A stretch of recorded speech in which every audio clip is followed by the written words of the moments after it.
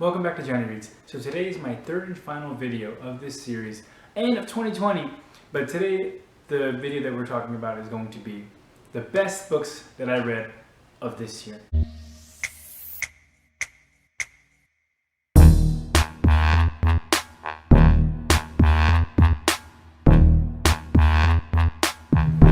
Now, as much as I'd like to go into a lot of detail for all of them, I won't do that because nobody's going to be sitting here for an hour and a half watching me talk about these books. But again, if you're new, I'm going to link to the first video in the series, and then I'm also going to link to the second video. The first video for this week was the worst of the books that I read this year. The second is the so the 3-star reads of the year. And then this final one is going to be all the 5-star reads of 2020. And I'm going to be completely honest with you, I was really surprised about how many there are because I'm super stingy in my ratings and my reviews, but sometimes you just read a really, really good book and deserves that 5-star rating. And so we're going to go right into the books now. And just to keep in mind, this is going to be in the order that I read them throughout the year. So the very first one is The Forgotten Man by Robert Grace. And you're gonna notice very, very quickly a pattern as we get through some of these books. Next one, I think this is gonna surprise some.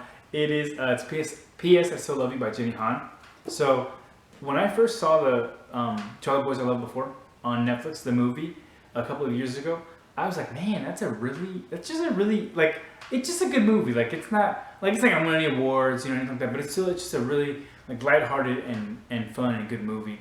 And so then I started the series. I thought Charlie Boys I Loved Before was a really good book. I thought P.S. I Still Love You was excellent. It was a really, really good follow-up. And then the third one is going to be Chasing Darkness by Robert Grace. I'm telling you, you'll notice the pattern. That's another Elvis Cole and Joe Pike. Now this one I'm going to talk about for a little bit. It's The Brief, Wondrous Life of Oscar Wilde by, I think it's Junot Diaz, but it could be Juno Diaz. I don't know. So this book, by far, the best book I read in 2020, and it's really not close, and I'm not gonna get too much into it because we have several more books that I'm going to talk about. But there was a lot of different things, but to me the main takeaway was that it's such an Hispanic book. It's such an Hispanic story when we're talking about Oscar and his family members, that the other characters in the book, and I love that. Like everyone wants to talk about being woke. Everyone wants to talk about diversity and all of these different things, right? But in a lot of different areas, publishing is not excluded from that. It's nowhere close to where it should be. And this isn't a new book, of course. I don't know what year it's published. Maybe 2006, 2004. I'm not really sure. But it's just such an Hispanic story. Next up is Flash Boys by Michael Lewis. Another one. So I've only read 2 books by Michael Lewis, but you've probably seen more movies because his books almost always get adapted into movies, even though he's a nonfiction writer, so you don't really see that too often, I don't think. But Flash Boys was really, really good, and he made a really complex subject matter understandable for the average person. Next up is Suspect by Robert Grace. And this is not an Elvis Cole and Joe Pike story. This is one of his standalones, which I think he's written 3. I've read them all now. Actually, I read 2 of them this year and then one a long time ago. The next one, The Sentry by Robert Grace. Not really much more for me to say. That one is an Elvis Cole and Joe Pike story. Next up is Taken by Robert Grace. And no, when I'm talking Taken the movie, was not based on the book.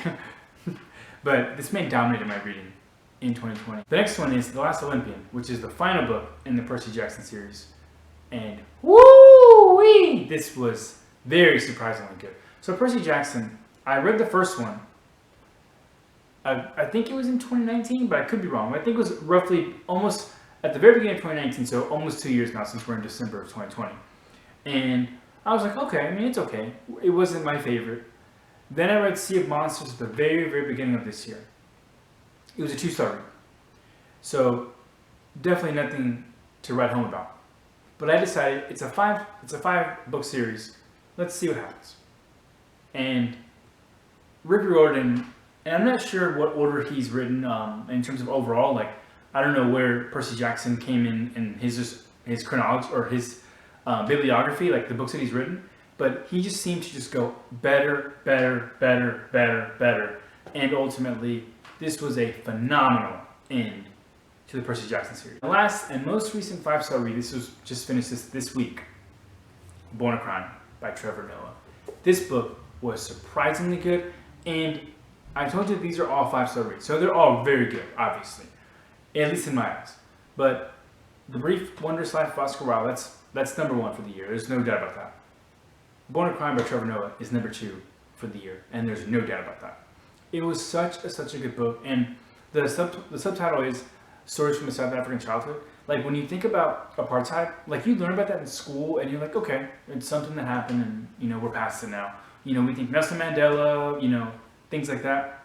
But Trevor Noah is not, you know, it's not like he's 50. It's not like he's 40. He's in his 30s right now. And he grew up at the very, very tail end of apartheid while it was still going on.